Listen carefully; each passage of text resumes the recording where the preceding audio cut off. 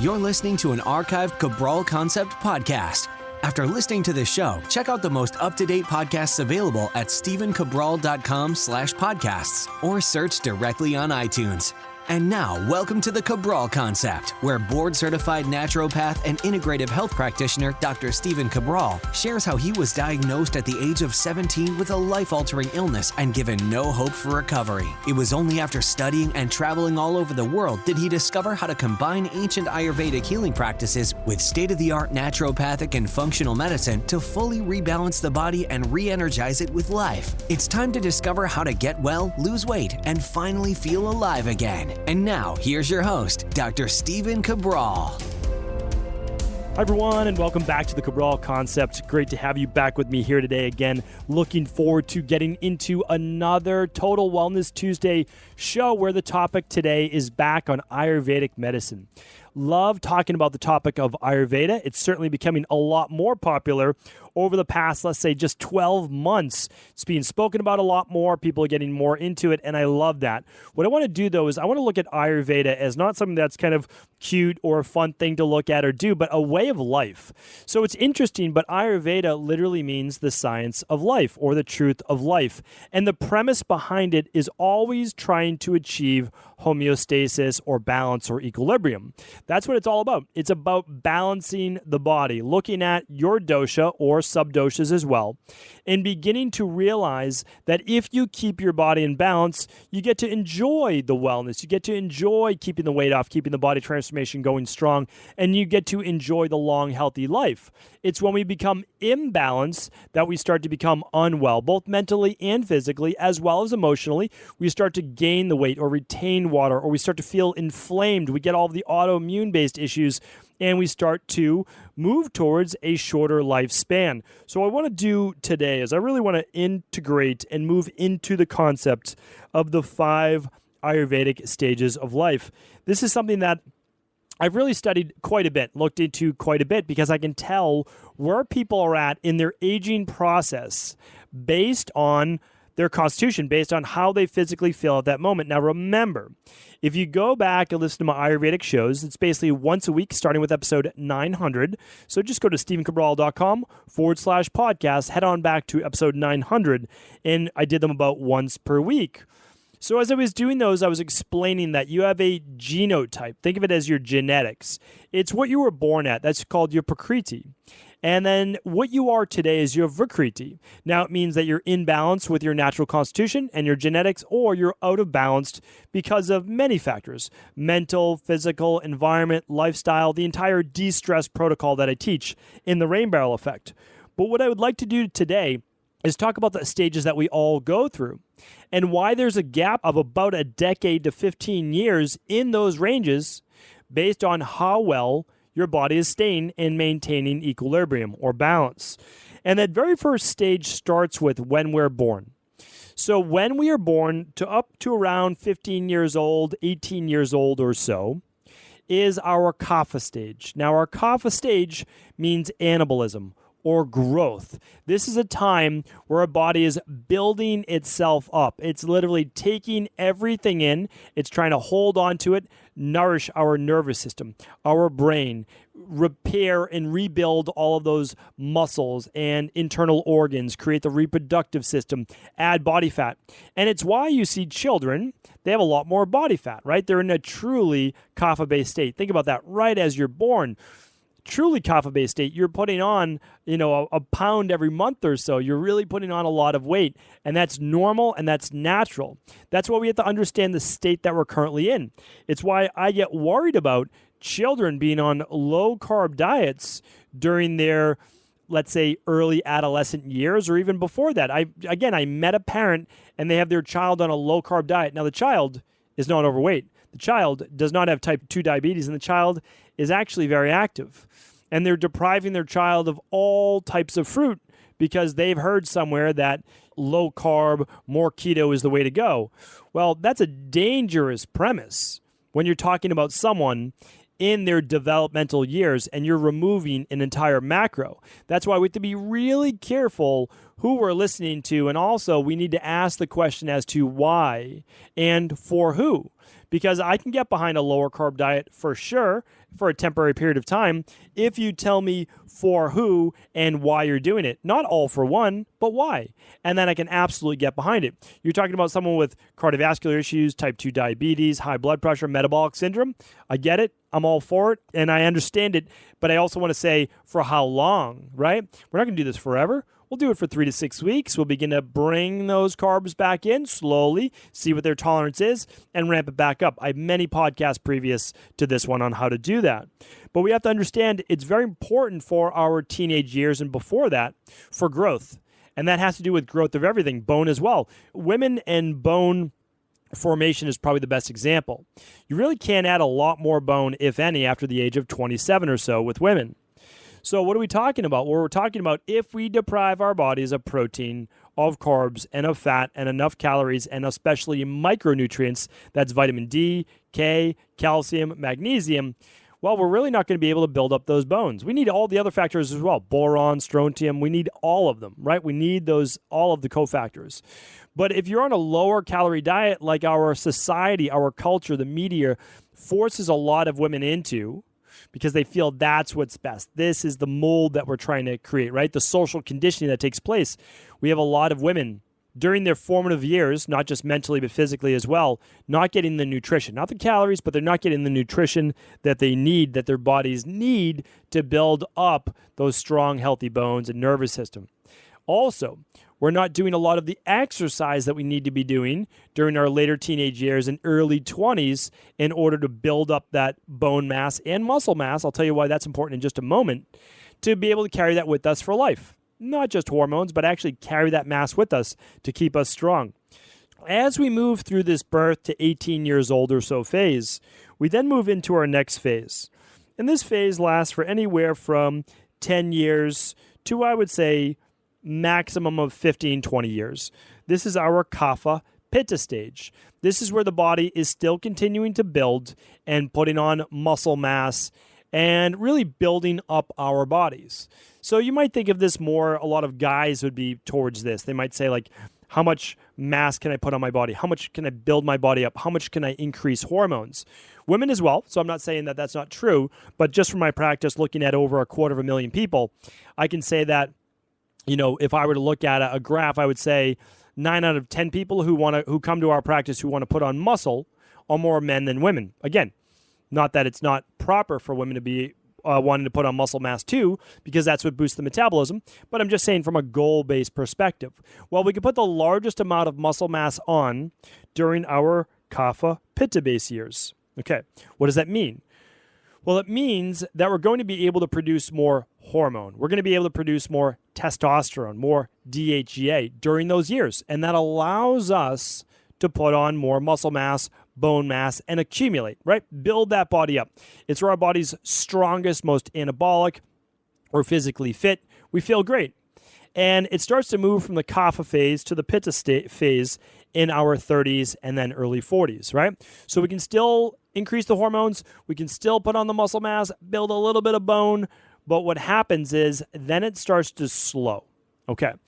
Who does it start to slow more for? Well, it starts to slow more for those people that are not doing Pitta-based activities. And from a physical perspective, that means lifting weights, doing resistance-based work. It goes along with the Kapha as well, building the body up. So I've seen in my practice that we can actually keep that going. We can keep the hormones surging. People can feel young, feel great to somewhere right about mid-50s. Okay, and again, I don't want this to be the nocebo effect. You can actually start to say, well, okay, at mid-50s, things are going to start to go downhill. No. Technically, we have that around 42 years of age where Pitta is at its maximum. That's going to be at zenith. It's not going to go up from there. It's going to start to move down. But if you keep your sleep going, you keep your diet going, you keep your exercise going, you're actually going to be able to keep those hormones and you're going to feel strong and you feel virile. You're going to feel vital. I've seen in my practice all the way through the mid-50s. Let me explain that. And that's because right around the early to mid-40s, Vata starts to creep in there. What is Vata? Vata is more catabolism. So I want to put this in real-world terms. When you're born and when you're building up your body naturally, that's more of an anabolic-based phase. Okay, the body's accumulating, the body's gaining, the body's building. And in Vata, it's the exact opposite. The body's beginning to break down. It's becoming more catabolic. It's not as easy to build up the muscle mass in the body. Not as easy to lose the fat burning potential like in the Pitta, right? You start to gain more body fat. The body's losing its metabolism. It's losing its muscle, right? That has to do with the catabolism of Vata, right? Because typically the ectomorph or the Vata earlier in life has difficulty putting on the weight, putting on the mass. Why? Because they're the exact opposite body type of the endomorph or the Kapha, which is more of the accumulator. They have an easier time putting on weight, putting on body fat, accumulating muscle, everything. If you don't know exactly what those are, that's okay. Begin with episode 900 and then check out 907, 914, and keep going from there. You'll learn all about the body types and how you can actually control them and keep them in balance and why they're all excellent. They really are. And you'll see as we go through the balancing today. What happens is we have our Pitta years, which is we still have the ambition for life. We have the drive for life. We can go to the gym. We can continue to push those hormones.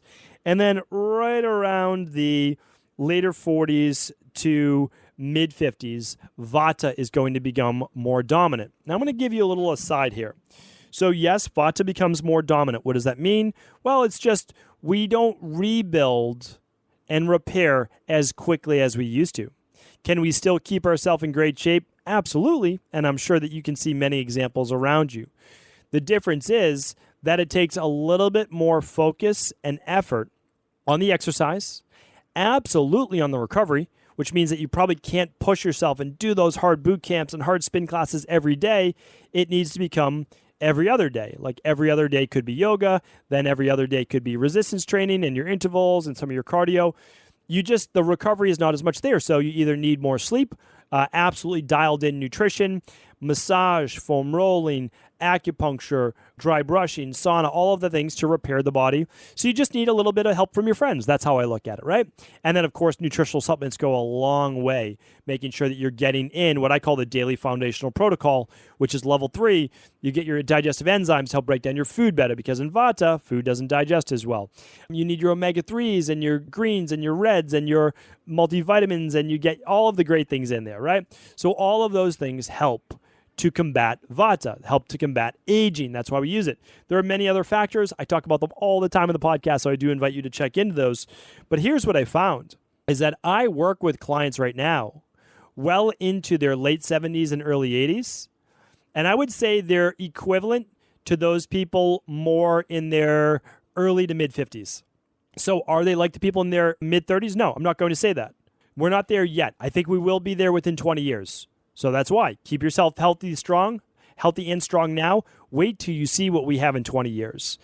I really believe what we're going to be able to do with controlling what's called sirtuins and a lot of other factors that I'll be talking about in the future is going to be game changers. We're going to be able to rejuvenate the body at a much deeper level and much faster. I honestly believe this. I believe we're going to be able to do deeper rejuvenations. Panchakarma can obviously help with that. I've spoken about that before, but we're going to be able to do it from a molecular level much, much faster. Check out that. I'm going to talk more about that in the future. We're working on a bunch of things right now based on the research and based on what I've been using for a couple years now, but I want to be able to give that to you, but I want to really be able to provide you the science behind it and the cleanest, safest versions of it. Just keep in mind that you can maintain this Pitta Vata based stage where your body's still feeling strong, it's still feeling good, you still have the ambition, you still have the drive of the Pitta, and your body's not breaking down too fast. That what I've seen in my practice right now into your definitely 70s and early 80s, okay? I have not worked with anyone. I've worked with many people in their late 80s, 90s, and even 105 years old. Do they have the resilience of that people that I'm working with right now in their late 70s, early 80s? Haven't seen it. However, with the people that I'm working with right now in their 70s and 80s, what I want to do is see how long we can keep them feeling healthy, vital, and strong. And those are going to be case studies for me. And now I work with people right now, obviously, 20s, 30s, 40s. We're going to keep them going for sure. And I'm doing it with myself. But what I want to see is, what can we do with people in their 50s and 60s and 70s and 80s? I'm seeing tremendous things in their, 50s and 60s, tremendous things. Like rolling back the clock 20 years, no doubt about that. But what I'm really looking for is, how do we take people someone that's deep into their Vata state, the catabolic state, the inflammation, the joint breakdown, the fatigue, the weak digestion, the poor repair, Can I get them back into that mid-50s state when they're 20, 30 years later? I've seen it right now. I need more case studies, but I know that we're making that happen. So I want you to understand that a lot of the recommendations, the reason why I did today's podcast, we're giving people poor recommendations and basing it on a lot of people in their mid to later 20s, if not 30s. And they're telling people, go low carb, become nutrient deficient in one space. It's harmful education. Here's why. If you deplete someone further, and they're in their 50s and 60s, and they're like, yeah, I should be doing keto, what happens is this. It is harder for them to recover from that. So remember, just think about the hard workouts. Okay, you can crush your body when you're a teenager and early 20s, and everything's good. Like, you repair, you go out, you might even go out with buddies that night and have a few drinks and stay out late and not get a lot of sleep and then go to the gym the next day and keep on doing it. Well, I understand that, and the problem is, though, when you're in your 20s, you believe that everyone should be able to do that because you do that. The problem is when you're in your later 30s or 40s and definitely 50s, 60s, you can't keep up with that 20-year-old, early 30-year-old based advice. Nobody means it to do any harm to anyone else, but it's not great advice when you're taking advice that isn't meant even for the stage of life that you're in. Now, other people might say, well, there's no such thing as stage of life. There absolutely is. Look at athletes. Look at the life cycle of athletes. How long can you play a sport? Think about it. In football, running backs, 3 to 5 years. Why? Because they're getting hit all of the time. What about other athletes like wide receivers, or maybe into your early 30s? Why is it that kickers and quarterbacks, like our hometown hero Tom Brady, can be doing it into their 40s? Tom Brady, obviously takes the utmost care of his health. Has a chef, does tons of recovery work, doesn't overdo his workouts, band work, kettlebells, body weight, not deteriorating his body. And he's 42 years old, I believe, 41 years old.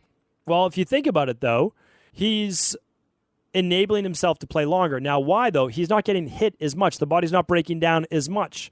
Think about it in general, though. Your speed, your quickness starts to go when you're in your mid-30s to even early 40s. What is that? Well, it's moving out of that pitta stage. The body's having a more difficult time repairing. Its neurological or its neuromuscular ability isn't as strong. So we just have to look at prime career, prime athletes. You're looking at that when the body's best able to repair itself and rejuvenate. And even better examples are, why are athletes that take steroids able to play longer? Well, I would argue that the performance maybe seconds, but it's not going to improve a baseball player's hand-eye coordination, steroids. What it will allow them to do is become bigger, and it will become stronger and potentially faster if they keep the body balanced. But what it truly allows is for them to play longer and to recover from injuries faster. It's why you see a lot of people, and I'm not going to name names, but I know specifically they did this. They went overseas. They did specific growth hormone-based treatments, and they recovered much faster from an injury. Injuries that should take a year, they recovered in 3 to 4 months. And that's because if you build the body back up to its kapha pitta-based state by giving it more hormones, what it does is it repairs faster. We know that. Well, later in life, there aren't as many of those hormones, so we start to break down easier. We start to not be able to build as much muscle. Now, we can, but what we need to think about is this. It's better to keep the muscle on than to try to build it later in life. We know that we can build some, but not as easy if we haven't built it earlier in life. The goal is always to start earlier. If you didn't start earlier, the best time to start is right now.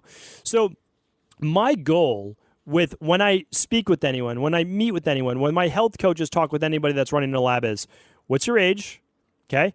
What's your height? What's your weight? What's your constitution? What are your symptoms right now? We know what your body type should be like because we know your constitution. Now we need to know, what is it like today? How do we rebalance you? Where are your deficiencies? What are your toxicities? Keep in mind that the Vata body type, the ectomorph, the type with the thinner joints, all of those, they lose weight easier than gaining weight. They are going to have more deficiencies. The typical reason they have more deficiencies is they're more catabolic. They break down faster. So think about this. If we know that that's the natural state of the Vata, well, think about it. Later in life, what are you going to be? You're going to be more vitamin. You're going to be more mineral. You're going to be more neurotransmitter-based deficient. you're going to be more amino acid deficient. Why does that matter? Well, you're going to feel older because you're deficient. You don't have the vitality of what makes up your biochemistry. What would be great for you? Well, something like the daily foundational protocol. Use whatever you like. Copy exactly what we have. All I want you to do is understand that as you go through life, the stress, the daily living, the lack of sleep, all of those things, especially women that give birth and they've carried a child, they become nutrient deficient until they rebuild those stores because they created a new life out of their life, right? They had to give their body to this new life to allow it to grow, to allow it to flourish, to nourish the child. And that includes when they're nursing that child as well. So I want you to look at this from an overall perspective. And when you see a diet program, when you see an exercise program, you say, that's great. I'm sure it's fantastic. I believe that the author of this is quite knowledgeable, but is it right for me? What stage of my life am I in? If I'm 50, 60, 70 years old, do I need to worry more about my joints and repair? Absolutely. Should I be doing a 5-day-a-week boot camp type workout? No, I should not. What about if I'm in my early 20s? Well, yes, I can do a little bit more then. Do I need to, though? I need to keep these joints, this body for the rest of my life. However, if I don't have enough muscle to keep my metabolism high, I need to start adding that now, right? And if you have a child that has gained a little bit more weight during early childhood or teenage years, the goal is not to deprive them of nutrition and all their macros. It's to get them to eat healthier whole foods, right? Make smoothies, make smoothie bowls, get them to enjoy some greens and some reds, have them eat cleaner vegetables, all of those things. Now, you might start to reduce carbohydrates a little bit. You're not eliminating them. And the reason is this, understanding that that child is still growing. They're still in adolescence. Our goal for them is to teach them to eat healthy, to move that body, to get more sleep. All of those are what is most important. I want to end today's show with this. Ayurveda talks about very important ways to live a longer, healthier life. We know this. And I want to state this to you because it says that your lifestyle outweighs your environment. What does that mean? Well, it means that if you are in a higher stress or you're in a colder climate and you're finding it difficult to live in that environment, what you can do is you can actually do things to balance your outer environment. So as long as you are internally strong, the outside environment is never going to matter. I've spoken about this before. So it's basically like lifestyle allows you to either turn on the positive genes or the negative genes. So let's just take, for example, you have, like I have in my family, rheumatoid arthritis. Okay, everybody, all my grandparents had it, all four. Both my parents had rheumatoid arthritis. I got rheumatoid arthritis when I was 17 when I got really sick. Why? Well, the reason was it's in my genes. But why didn't I have it at 16? Well, I hadn't filled up my rain barrel completely yet. But then at 17, boom, it tipped, it overflowed, and there was water continuing to pump into it. I didn't know how to reverse it. Finally, I realized how to empty that rain barrel, and now today, and since then, I've never had rheumatoid arthritis. Why don't I have it? I realized the things that I can control in my lifestyle that don't allow for the intestinal permeability, the candida overgrowth, the SIBO, the H. pylori, the adrenal stress, all of those items. And I was able to get my body, what? Back in balance. That's what it's all about. So now I realize and I understand how far I can push myself, what foods I can eat, and it's beginning to learn what works best for you. So I always want you to remember, we're all humans. We all need the same basic diet, the same clean type of diet. We all need to move our bodies. We all need sleep. The goal is to figure out what you need for you, not in the short term, not what you can get by, because a lot of people can get by on no carbs. People can get by on 6 hours sleep, but that's not optimal. What I want you to begin to figure out is what's optimal for you. What will allow you to be at your greatest potential? What will allow you to wake up with energy, to wake up with drive, to wake up with ambition, to be able to change your body so that you can go on and change your life? That's what it's really all about. That's mental, that's physical, that's emotional. They all have to take into account that with your natural constitution. It's my goal with these Ayurvedic podcasts to understand that there's more to conventional medicine. There's more to our scientific, and I have that in air quotes, way of thinking. is that we are people. We're not just numbers. We're not ICD-4, ICD-9 codes when you go to your conventional medicine doctor and they check off, oh, this person Hashimoto's, this person's MS, this person's rheumatoid arthritis, this person's fibromyalgia. No, we're not codes. We're human beings. And what happens is we become out of balance. We become out of balance with our diet, our exercise, our ability to handle stress, our toxin removal, our ability to recover and rest and rejuvenate, to balance our emotions, to use the proper nutritional supplements, especially with aging, to rebalance our body, to get back in all of the deficiencies that we have, and to also work on our mindset, our success mindset, that we can be, we can do, we can have anything that we want in this life as long as we treat our body and our mind with the respect that it deserves. I hope today's podcast was helpful. I'll certainly be back with more Ayurvedic shows in the future. I do appreciate each and every one of your listens, and if this show is helpful, please do feel free to pass this show along to anyone else it could serve. I want to sincerely thank you for your support of this podcast. I couldn't do it without you, and I mean that. I truly do. I also want to make sure you knew that we now have multiple ways for you to find your answers to the most difficult health, wellness, weight loss, and anti-aging questions. You can find podcast-specific topics like thyroid, adrenal, hormones, sleep, digestion, Ayurveda, and many more at stevencabral.com/podcasts that will then link you to your favorite Apple, Spotify, and other podcast players. Plus, all new podcasts and weekly exclusive video content is being added to our YouTube channel at youtube.com/Stephen Cabral. And that's Stephen with a PH. Head on over and subscribe so that you don't miss any of the exclusive content. Lastly, if you've ever found any of my podcasts or books to be helpful, I would really appreciate it if you could leave a review on iTunes or your favorite media player for the podcast. Rating and subscribing to the YouTube and podcast allow me to reach more and more people and help spread my mission of healing throughout the world. Thank you again for being a part of this movement.